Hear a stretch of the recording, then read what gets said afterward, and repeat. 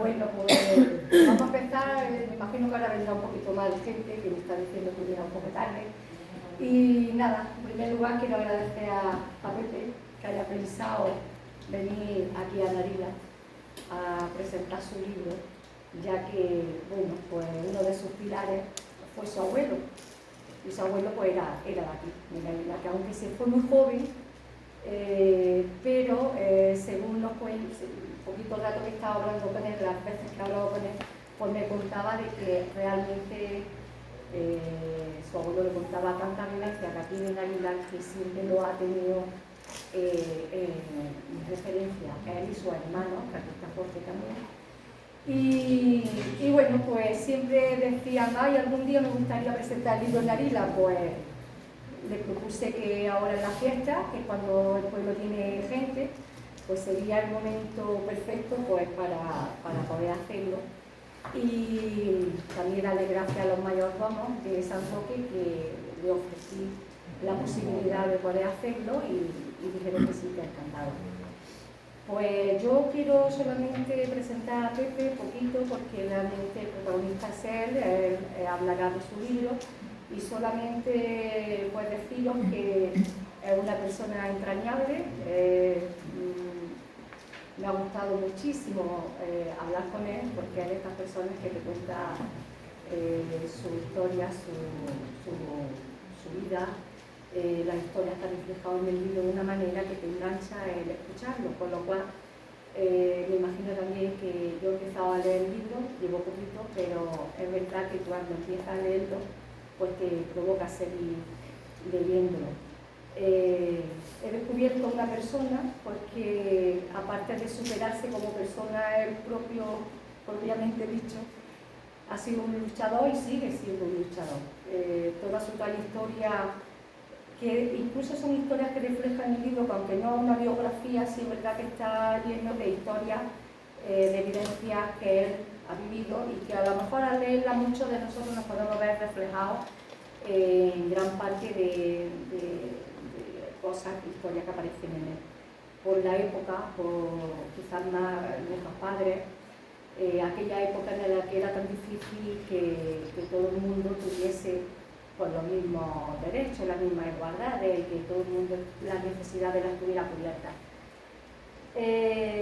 Ha sido profesor de mil cosas, porque ya no es que haya trabajado, según como me lo cuenta, digo, ha sido profesor de todo donde ha estado trabajando.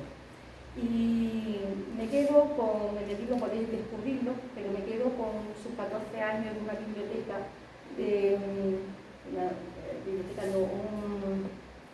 ay, se me ha ido, perdón. Librería, la palabra, de una librería que lo tuvo 14 años y que su hija pues sigue teniendo 28 años, entendí 14, fíjate, pues mejor. Y que su hija pues sigue teniendo también una librería.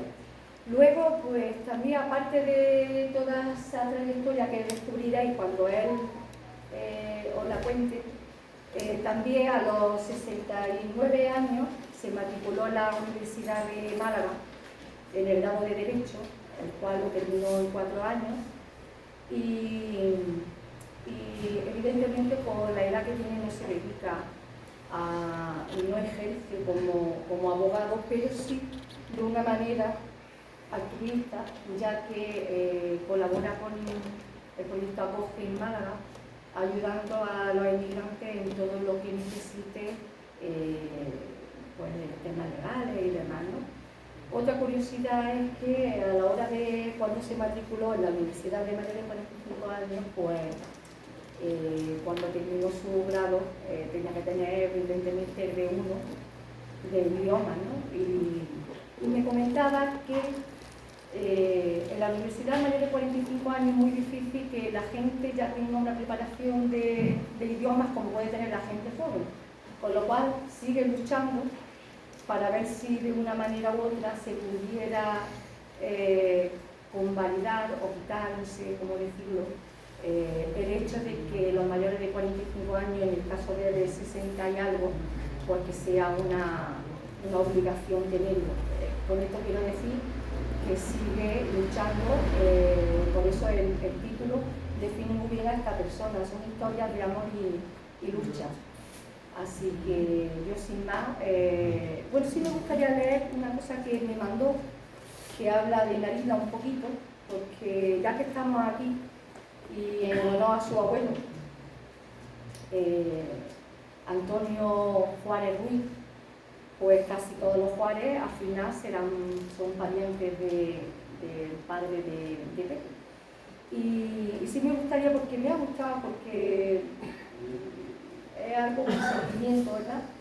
Que dice así, dice, bueno, mi hermano es quien más conoce el pueblo porque es el que más viene, ¿no? Dice, pero por tanto, mi referente del pueblo con la que me transmitía, mi referencia del pueblo con la que me transmitía mi abuelo, son las muchas historias que nos contaba, y que dado al volumen, y que doy al volumen del libro.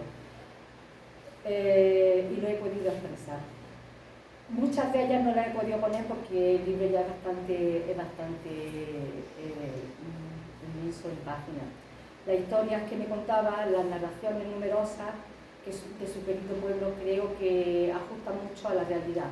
Para él, Narila era un pueblo muy bello de la Alpujarra, con unos vecinos ejemplares. Un pueblo con historia, con una bonita fuente, la fuente de agua agria, que él decía que era una fuente mágica. Todas las historias tenían un trasfondo donde los valores humanos se introducían en cada individuo. Sus historias eran mágicas y, como él decía, eran reales. El autor del libro le tiene un especial cariño a este pueblo, un pueblo que dio hombres de categoría de mi abuelo, ha de ser un gran pueblo y sus habitantes, portadores de unos valores que crean historia. Y la historia de estos hombres, es la que hace de sus nietos, entre los que me encuentro, puedan proclamar y sentirse orgullosos de ser descendientes de una persona que vivieron, nacieron y pudieron transmitir con sus testimonios los valores de este bello y gran pueblo de la Alpujarra granadina, como es Narila. Así que, bueno, he hecho un pequeño resumen porque es muy amplio la vida de él y ha sido un placer conocerlo. Y ya sin más por la palabra.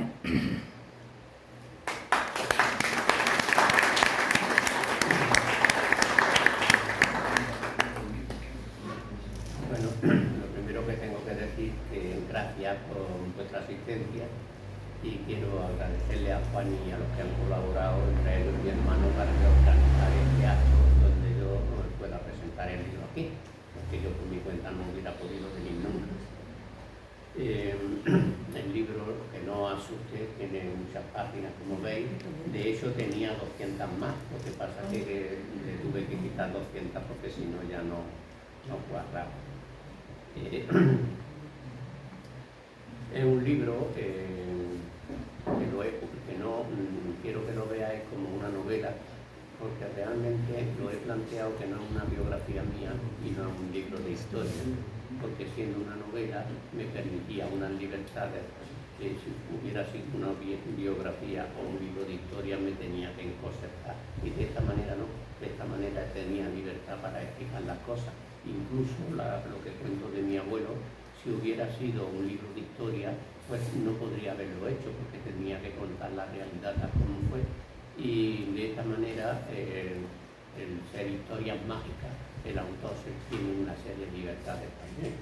Hay muchos hechos que se cuentan y que de alguna manera son totalmente reales y hechos históricos que ocurrieron, pero que el autor tiene la libertad, al ser una novela, de contarlo de alguna manera distinta. En la historia, si queréis, tal como se cuenta, hay una historia de alguna manera de superación personal. Tener en cuenta que el autor del libro es un chico que con 7 años tuvo que juntar 3 pesetas, en aquella época eran pesetas, 3 pesetas para poder apuntarse a un colegio, que era el Colegio de las Damas Apostólicas de las Cuevas del Barranco del Abogado de Granada, que cuando se habla de las cuevas muchas veces se habla del Sacromonte, las cuevas del Sacromonte.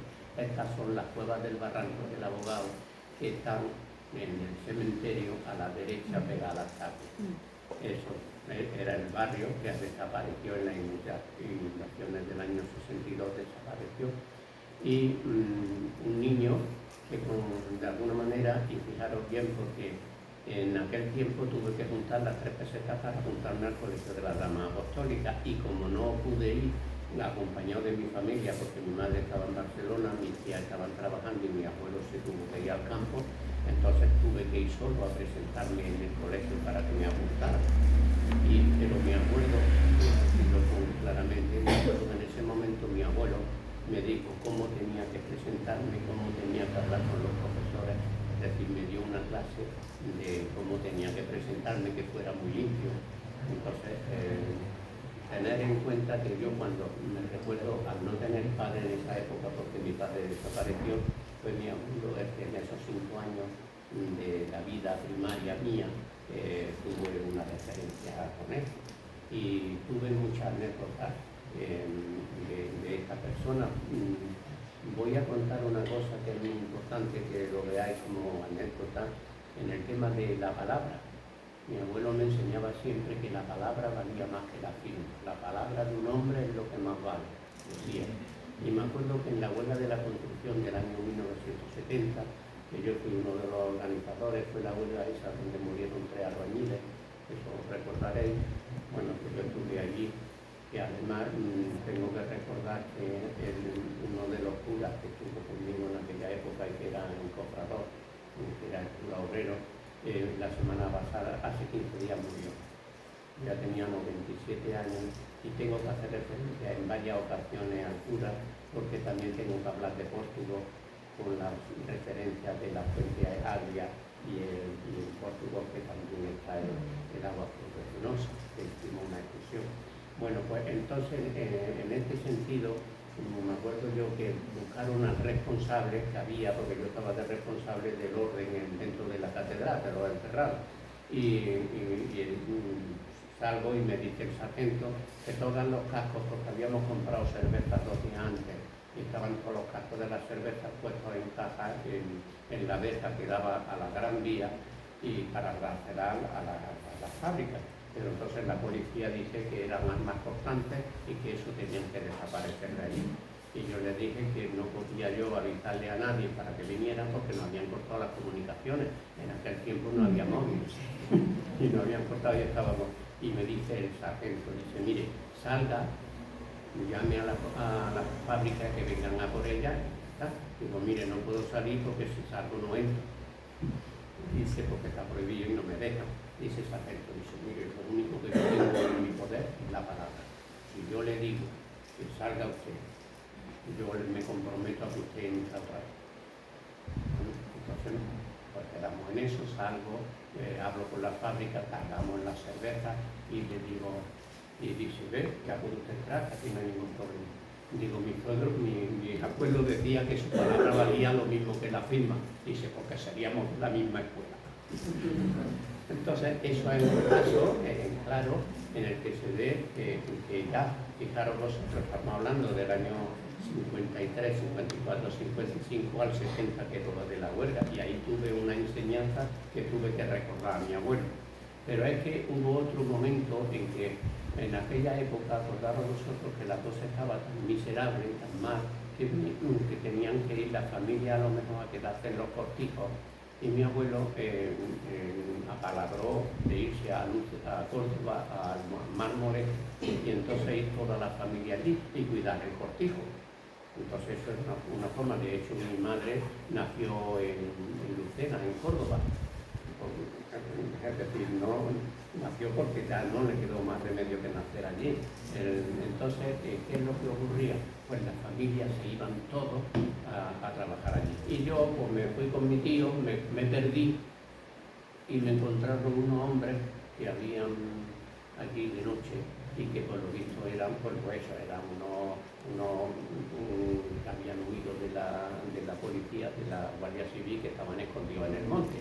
O sea, el dilema que se encontraron ellos es decir, ¿qué hago? ¿Qué hacemos con el niño? Porque si ahora le llevamos el niño a la familia, entonces no me van a delatar. ¿Qué hacemos? Y ellos decían, hombre, nosotros somos personas que hemos estado luchando siempre por la libertad y por la justicia, no vamos ahora el niño le damos de comer y mañana pues lo tenemos que entregar como sea. Para que veáis el tema. Y entonces al otro día venía mi abuelo al frente de la partida, venía él, porque era capataz, venía al frente de la partida, y estos hombres a uno lo cogieron conmigo y el otro salió. ¿Quién es el jefe de la partida? Dice mi abuelo, yo. Y sale mi abuelo y le cuenta la situación. Dice, mire, nosotros estamos aquí escondidos y si alguien se entera de que estamos aquí, estamos en peligro nosotros y nuestra familia. Y entonces mi abuelo le dio la mano y dice, este hecho que ha ocurrido no ha llegado a ocurrir nunca. Yo le digo mi palabra y nadie sabe nada de nada. Le dio su palabra y no sabía nadie nada de nada. Y otra vez donde la palabra de un señor vale por encima de la gente. Y ahí se acabó la cosa. Bien, con esto quiero ir contando cosas. Sabéis que mi abuelo le llamaban los Garduños. Y estos muy conocidos por la familia de los Garduños. Bueno, esto se debe a que su abuelo,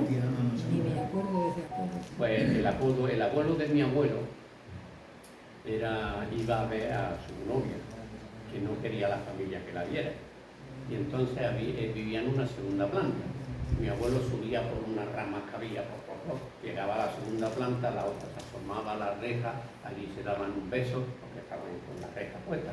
Y la gente decía, ¿no ves el gato? ¿No ves que parece un garduño? Y con eso se quedó con el mote del garduño. Y son cosas que van ocurriendo en el tiempo. Bien, quería con esto ir señalando cosas donde las enseñanzas que mi abuelo me iba transmitiendo son las que luego yo he ido viviendo y de alguna manera me han hecho como una persona que se ha tenido que ir superando a sí mismo para llegar a ser abogado que soy ahora. Y me he empezado y he sido postgrado, profesor de autoescuela, todo lo que vosotros veáis, he tenido todos los oficios del mundo y al final porque me había inculcado unos valores de superación y de que nadie se puede quedar parado, que tiene que estar constantemente luchando, constantemente mejorando. Esto era la enseñanza fundamental. Una de las anécdotas que se ve como este hombre funcionaba es que vamos buscando espartos porque mi abuelo de aquí aprendió también a hacer pleitas, a hacer soplillos. Es decir, vosotros acordaros que en aquel tiempo eran los burros los que funcionaban y los burros llevaban cerones y los cerones se hacían con pleitas. Y entonces pues él se dedicaba en los momentos que no tenía otra cosa pues a hacer la pleita, hacía pleita y con eso hacía los soplillos y se dedicaba. Entonces un día me dice, Pepito, no tengo esparto, ¿quieres venir conmigo? Y me fui con él. Y cuando estábamos buscando esparto nos encontramos una niña que tendría unos 14 años y estaba llorando allí, ¿no? Se había perdido. En las tapias del cementerio estaban rotas y ella pues andando se había escapado de la total, que estaba perdida totalmente. Y no sé si vosotros acordáis de que en aquella época se hablaba del tío del saco, pero no era mentira, se habían perdido un montón de niños de nuestro barrio, de aquí de las cuevas, se habían perdido niños con 5 años y no aparecieron nunca. Entonces, pues, es decir, que no era. Bueno, el caso es que mi abuelo le dice, ¿dónde está? Están en el cementerio y la sepultura tiene una estatua. Dice mi abuelo, pues tiene que ser alguien que tenga dinero, porque tiene una estatua. Total, que estamos en el cementerio, vino enseguida la Guardia Civil a bloquear, porque estaban desconfiando. Pero la niña vino, se le dio la mano y le dijo que nosotros la habíamos sacado. Total, que le quisieron dar una recompensa a mi abuelo y no quiso nada. Y fue la señora la que me metió dinero en el bolsillo. Y luego cuando íbamos, digo, mira, me ha dado no te he dicho que no cojas nada, y le dio 50 euros. En aquel tiempo era mucho dinero, ya teníamos para comer un puño día. Pero nada más que llegar, nos encontramos a una vecina donde mi vecino, yo le llamo mi vecino el comunista, porque era un comunista y era mi vecino. Y entonces dice que se lo habían llevado detenido y que no tenía para comer. Pues mi abuelo tiene, toma 10 euros y es decir, enseguida se compartía. Es decir, en la solidaridad, una de las cosas que en el libro aparecerá constantemente era que la gente no tenía nada, pero repartía lo que no tenía. La solidaridad es un elemento fundamental en el libro. Entonces eso lo podréis ir comprobando permanentemente. El libro tiene muchas cosas importantes. Por ejemplo, yo resalto mucho a los profesores. Tuve la suerte de tener unos profesores que a mí me ayudaron mucho. Cuando mi vecino comunista me decía por qué no estaba yo en el Partido Comunista, porque yo nunca me metí en el partido, porque tuve mucha formación, pero nunca me metí en el Partido Comunista, ni en ningún partido. Pero bueno, soy de izquierda, si lo confieso, pero no estoy en ningún partido. Pero siempre he estado luchando a justicia lo que yo creía, unos valores que antes en la dictadura decía una profesora, dice, mira, los valores que yo defiendo se tienen que defender en estos momentos y se defenden en la dictadura, en la democracia y en todos los sitios. La justicia, la libertad, la defensa por el compañero, esos son valores eternos que tenemos que defender, estemos donde estemos. Eso decía mi profesora, o sea que eran cosas así. Y un profesor que tuve, cuando hicimos el certificado de estudios primarios, yo saqué un sobresaliente.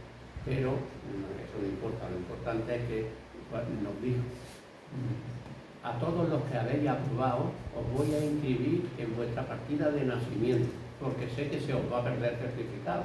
Efectivamente, cuando yo me iba a hacer profesor de formación vía, me hacía falta el certificado y no lo tenía.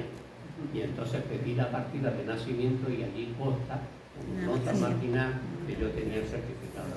Si no, no podía haber sido profesor. Quiere decir que ese hombre no solamente sabía enseñar, sino que sabía que gente tenía delante, sabía que íbamos a perder el certificado. Entonces, una enseñanza de los maestros genial. Luego tuve también la suerte de, por ejemplo, he dicho antes, el cura que murió hace 15 días, estuvo en Portugal, estuvo de párroco. Y entonces cuando hicimos un club allí en la Virgencica, de las cuevas del Barranco del Abogado, cuando nos hundieron, nos mandaron a Chinarrá, que eran barracones. Y de los barracones se hizo luego unas viviendas que eran las viviendas de la Virgencica, no sé si habéis oído hablar. Se llamaban la Ciudad de la Plata porque la parte del techo, la parte oscura del alquitrán era la que cerraba el techo, pero la parte de arriba estaba toda plateada. Entonces le llamaban la Ciudad de la Plata, que era la Virgencica. Y ahí se vino de párroco este hombre que estaba en Portugal y nos trajo de excursión a la gente joven aquí y estuvimos por el pueblo viendo todas las fuentes, toda la agua y todo. Entonces por eso luego recordaba la fuente de mi abuelo, la recordaba con respecto a esto. Son cosas que se van compaginando y se van. Pero la suerte que yo tuve también es que tuve unos curas que eran muy progresistas, pero eran a la vez gente que le ayudaba mucho a todo el mundo. Entonces en el barrio de la Virgencica hicieron una labor, se creó la asociación de vecinos y se hizo una labor en el barrio fundamental. Y este sacerdote y otro que no ha muerto todavía, también estuvieron de ayudantes conmigo en el encofrado. Entonces el ser yo encofrador y tener dos curas de esa cultura que ellos tenían, me transmitieron unos valores y una cultura que eso es que fui un privilegiado. Dentro de la historia que me tocó vivir, tengo que considerar que era una persona privilegiada, porque de alguna manera decía el otro día una monja que se había leído el libro, es que has tenido muchos ángeles de la guarda. Yo no sé lo que he tenido, pero yo me estuve muy rodeado de mucha gente buena que tenía muchos valores y yo tuve la suerte de aprender de las personas mayores siempre, es decir, he querido aprender. Y otra virtud que le doy a mi abuelo es la de ser un ecologista antes de que estuvieran todos los ecologistas. Pues ahora hablamos y todo el mundo es ecologista. Mi abuelo era ecologista por convicción y por planteamiento y por hecho. Él nos contó una historia que era la historia, como es la historia de una loba. Es decir, en aquel tiempo vosotros sabéis que los lobos bajaban y se comían las ovejas, se comían Y entonces la gente hacía una batida para los lobos, pero no mataban a los lobos, sino era para ahuyentarlos y que no volvieran. Esa era su labor principal. Entonces, claro, terminan la batida y se van. Y a los 2 días, pues mi abuelo fue a pasear por el monte, porque a la hora del bocadillo, y se encontró que había una loba con 2 lobillos. Y estaba la loba tumbada herida y los lobos allí arrimados. Y entonces, claro, le dio pena y fue con el agua, le dio agua a los lobillos, pero a los lobenos, pero a la otra no, a la loba no se acercó porque todavía le enseñaba los dientes. Entonces le echó agua y vino, y se vino a donde tenía el cortijo, y como tenía medicina para echarle del veterinario, le había enseñado para echarle a los animales, se llevó medicina de esa de unos polvos y se lo echó a la loba. Y estuvo así hasta que llegó un día y se encontró que no estaba ni la loba ni los lobenos. Y vio la loba que estaba allí mirando. Y claro, él llevaba la comida, la copeta detrás, pero decía, verás tú, ahora ¿qué hago yo? Y vino la loba, se fue acercando, cojeando y le lamió la mano.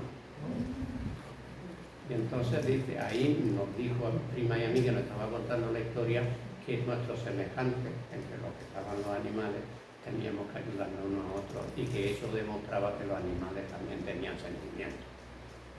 Y estamos hablando del año 66, ¿okay? O sea que ya tenía eso ahí muy bien.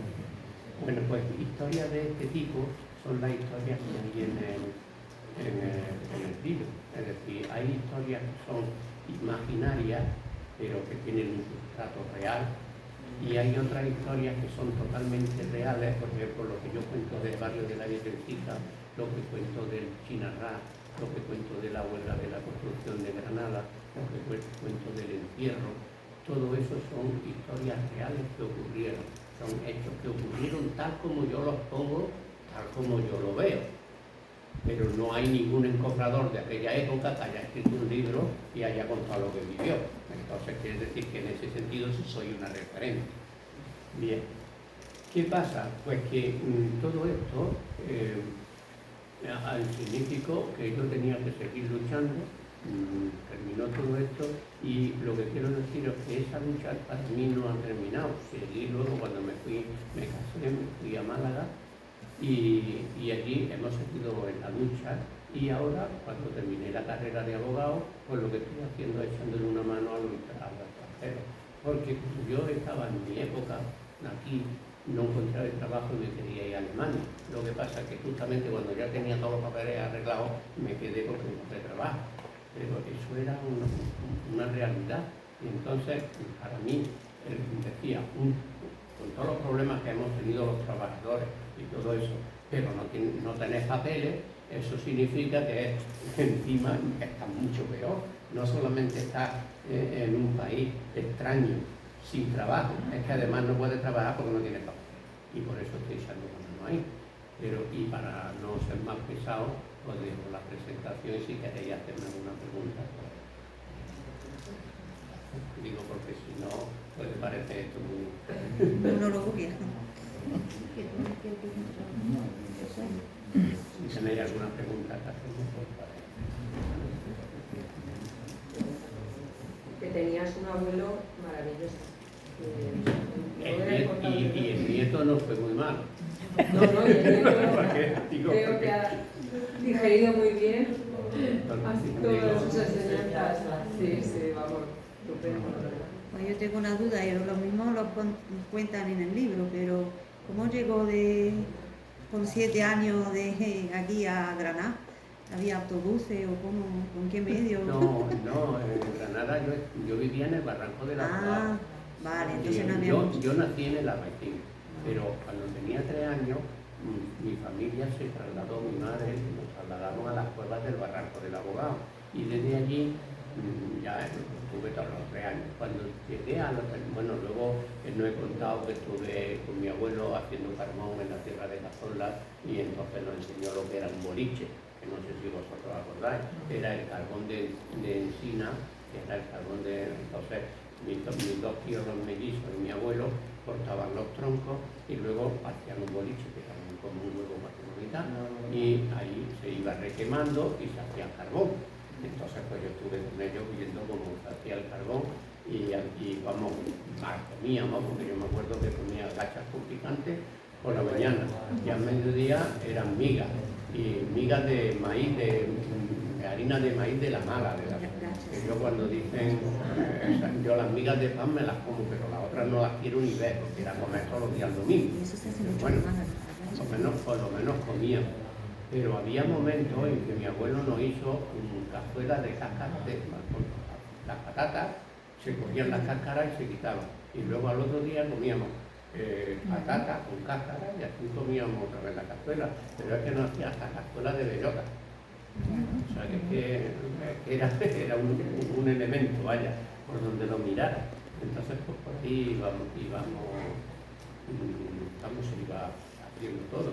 Y entonces que en las cuevas de Barranco del Abogado, donde yo me apunté al colegio, desde mi cueva hasta kilómetro y medio, andando, porque la dama apostólica en el camino ese del cementerio tenían un colegio. Pero se lo hizo larguísimo, supongo, ya con esa edad.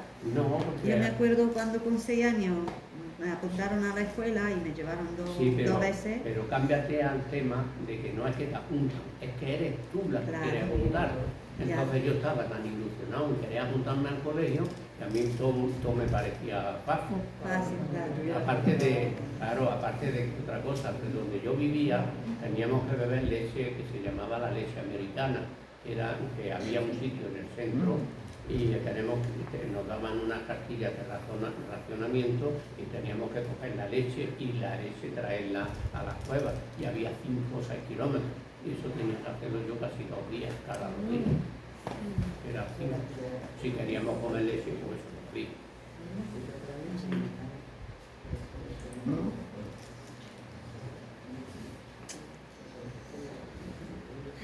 Pues lo que queráis, si queréis preguntar más, pues aquí estoy. De lo que yo estoy contando hay mucha gente de la que está aquí que ha tenido que vivir cosas similares. Lo que pasa es que no han escrito el libro, porque escriban uno. Que pueden hacerlo también. ¿Y quién era de Narila? Mi abuelo, sí, es que ha llegado más tarde. Sí. Mi abuelo era de Narila y mi abuela de Cervelo. Pero mi abuelo nació aquí y se crió aquí. Entonces yo las referencias que tengo de mi abuelo y de este pueblo son las referencias de mi hermano, que la he criado esto porque ha venido muchas veces, pero las referencias de mi abuelo es porque cada vez hacía algo, pues decía, es que es mi pueblo. Entonces claro, era su pueblo. ¿Segundo apellido era Ruiz? Sí, era Párez Ruiz. Como mi abuelo, Piaña Ruiz. Entonces, claro, era siempre contaba una cosa, una historia de esta, pues decía que era una historia mágica porque la fuente era muy mágica, que hacían las cosas. Bueno, que para que los niños les prestáramos atención, porque eran 2 primas mías y yo lo que le escuchábamos la historia. Un día, me acuerdo que cuando terminó la historia de la loba, se acostó y se murió. Se acostó con mi tío, porque dormían en la misma cama, y mi tío estuvo durmiendo toda la noche con el muerto. No se dieron cuenta y ya le había tenido un infarto y se murió. Y ya está, a partir de ahí ya no se acabó la referencia de mi abuelo, ya era toda la enseñanza que yo tenía.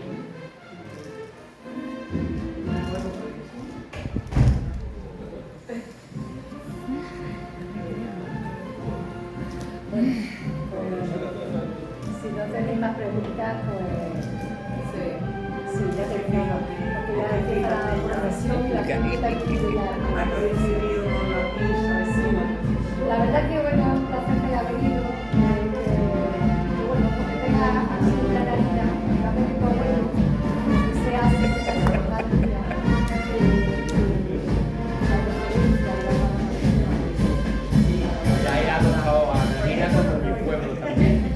ahora ya, a partir de ahora, lo que tenéis que hacer, tu familia, las vacaciones, venir por aquí. Es un pueblo muy bonito y aquí la gente muy acogedora, muy agradable y es un sitio pues, especial, sobre todo seguro que para ti, aunque sea de tu recuerdo, de tus raíces, en definitiva. Así que, pues gracias y que encantada de que estés aquí.